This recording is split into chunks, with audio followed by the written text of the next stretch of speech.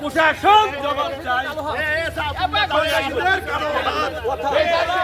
কালো হার ভেঙে দাও, ঘুরিয়ে দাও, ভেঙে দাও, ঘুরিয়ে দাও। আমি লীগের কালো হার, আমি লীগের দালালেরা হুঁশিয়ার সাবধান, হুঁশিয়ার সাবধান। আমি লীগের দালালেরা মাসুদ ভাইয়ের বাসায় হামলা কেন? প্রশাসন জবাব চাই, প্রশাসন জবাব চাই।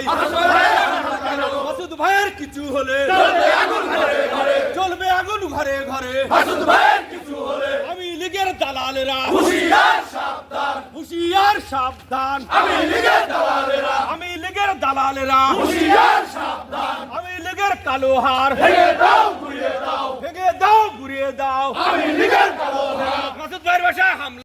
এবারে বক্তব্য রাখার জন্য জানাচ্ছি চাঁদপুর পৌর বিএনপির সাবেক সম্মানিত আহ্বায়ক, সাবেক সভাপতি, চাঁদপুর ডিগ্রি কলেজের সাবেক জিএস, পাবনা জেলা যুব দলের সম্মানিত সাবেক সদস্য এবং আমাদের কাঙ্ক্ষিত নেতা জনাব এম জাকারি মামাকে তার মূল্যবান বক্তব্য রাখার জন্য অনুরোধ জানাচ্ছি।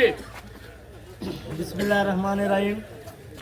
আজকে আপনারা জানেন পাবনা জেলা বিএনপির সদস্য সচিব এবং আপনারা জানেন এক সময়ে রাজশাহী বিশ্ববিদ্যালয়ের একটি হলের জিএস এবং পাবনা জেলা ছাত্র দলের সাবেক সেক্রেটারি এবং পাবনা আইনজীবী বা সমিতির সেক্রেটারি এবং বারে বারে সভাপতি এবং বর্তমান পাবনা জেলা বিএনপির সদস্য সচিব অ্যাডভোকেট মাকসুদুর রহমান মাসুদ ভাই, তার নেতৃত্বে বাংলাদেশ জাতীয়তাবাদী দল পাবনা জেলা শাখা আজকে সারা পাবনা জেলার প্রত্যেকটি স্থানাতে আন্দোলন এবং মিছিল মিটিংয়ের মাধ্যম দিয়ে আওয়ামী লীগের ফ্যাসি সরকারকে পতন ঘটানো হয়েছে।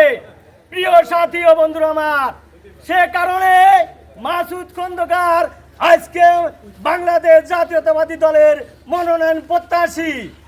তাই আমরা দেখতে পাই সব জায়গাতে মাসুদ খন্দকারের বিচরণের কারণে, শক্তিশালী নেতৃত্বের কারণে আওয়ামী লীগের ফ্যাসি সরকারের দোসররা যারা আছে তারা ছাত্রলীগ, যুবলীগ এবং কৃষক লীগ থেকে সকল নেতৃবৃন্দ আওয়ামী লীগের মাসুদ খন্দকারের পরে হামলা করার ষড়যন্ত্র করে আজকে মাসুদ খন্দকারের বাড়িতে গুলি করা হয়েছে, মাসুদ খন্দকারের বাড়িতে হামলা করা হয়েছে, মাসুদ খন্দকারের বাড়িতে ককটেল বিস্ফোরণ করা হয়েছে।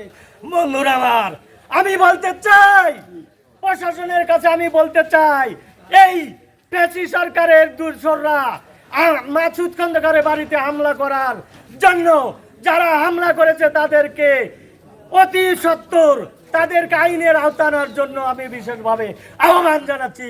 প্রিয় সাথী ও বন্ধুরা আমার, আপনারা আগামীতে এই মাসুদ খন্দকারের হামলাকারীদের যতক্ষণ পর্যন্ত আটক করে না হবে আমরা আস্তে আস্তে প্রতিবাদ গড়ে তুলব, সারা পাবনা ডিস্ট্রিক্টে প্রতিবাদ গড়ে তুলব এবং ঘরে ঘরে আন্দোলন গড়ে তুলব।